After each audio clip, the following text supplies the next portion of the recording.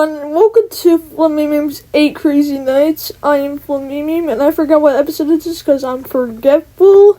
Anyways, I'm sorry for, not posting in 3 days. Because, I have so many things to do. First, I had to go to the aquarium, and then a lot of stuff. But I just have one favor for you. Subscribe to my brother's YouTube channel. You don't have to do it, even though on the top it says, he's posted one video. He has 3 by the time I'm recording this. So yeah, that's cool. You should definitely watch these videos, but I'm not forcing you to. You should, if you have free will, sure, watch the videos. But if you're kind of busy right now, I suggest you don't.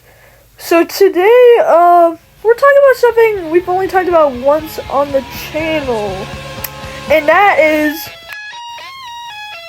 yeah, we're talking about Weezer today. We're talking about Weezer today. So, how did Weezer happen? Well, I'm going to tell you about it right now. So, it all started back in 1989 when Rivers Cuomo moved to Los Angeles after starting Avant-Garde, later renamed to Zoom. Unfortunately, the band wouldn't last long, and they would break up later. And after the breakup, Rivers Cuomo met Patrick Wilson and moved in with him along with Matt Sharp. And thanks to bands like Nirvana and the Pixies, started to explore their genre, that being alternative rock. And so, him and Patrick Wilson started the band Fuzz. Anyway, Scotty Chapman would later be the bassist for Fuzz. And she quit, and then in 2007, she, for some reason, joined Mythbusters, which is crazy. First person to bassist that would soon be one of the biggest bands in the world. Then you're on one of the biggest shows about. How does that happen? Soon the band would rename themselves the 60 Wrong Such. Okay. I thought Triple One was a weird name. What the heck is this? Anyways, the band would later move to Santa Monica, and Rivers Cuomo would later record demos for the Blue album. Then Matt Sharp came on and said, "Yo, can I be the bassist?" And Rivers Cuomo said, "Yeah, sure." And then in 1992, Rivers Cuomo, Matt Sharp, Patrick Wilson, and Jason Cropper all came together and started Weezer. They would later release The Kitchen Tapes, which contained attention to Todd Sullivan, which sent them on Geffen Records. Then, in 1994, Weezer dropped their iconic Blue album. Also, Jason got fired and got replaced by Brian Bell. And the album was received positively by people. It definitely didn't blow up. Haha. Oh wait, it did. Anyways, nowadays, the album is considered one of the best albums of 1994 and of the decade. For that year, Rivers Cuomo would move back to Connecticut and wrote some personal songs for Pinkerton. And then, in 1996, they would drop Pinkerton, and it did not do well as Weezer. And nowadays, it's considered one of the best albums of the 90s and of all time. But it was not received well back in 1996. So because of the failure of Pinkerton, yeah, they went on hiatus. They came back from hiatus and dropped the next album, The Green Ebony. Hey, wait, that's not Matt Sharp! But hey, it has some good songs like Hash Pipe and Ellenson.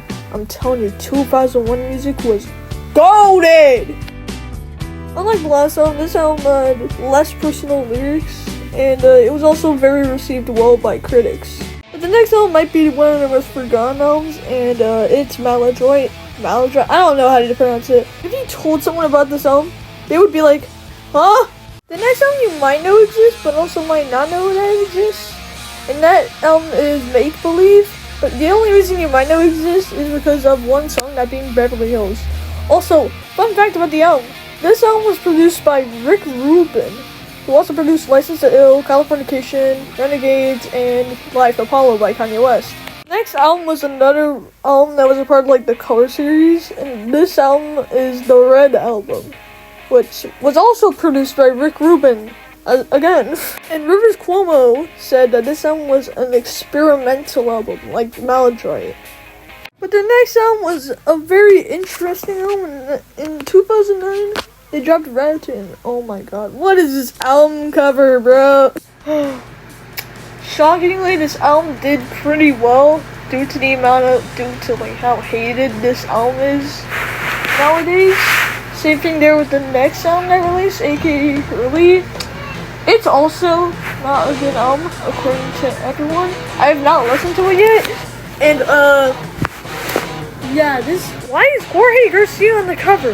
Also, before this album release, Rivers Cuomo got a little owie! And what I mean by that, he crashed in a bus with his wife and daughter inside of it. Luckily, they escaped with no injuries.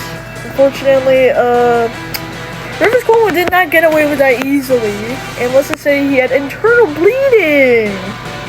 Not fun, I guess. They also switched labels, and now they are a part of Epitaph Records, which reminds me of something. They also collaborated with a ton of YouTubers to advertise the album, and some of these videos are hilarious, like the Fred one. This video is hilarious. Yeah, look at this. Oh, it's just Weezer. Weezer? Oh my god, it's Weezer! And then, for the next album, it was received a lot betterly than the last albums.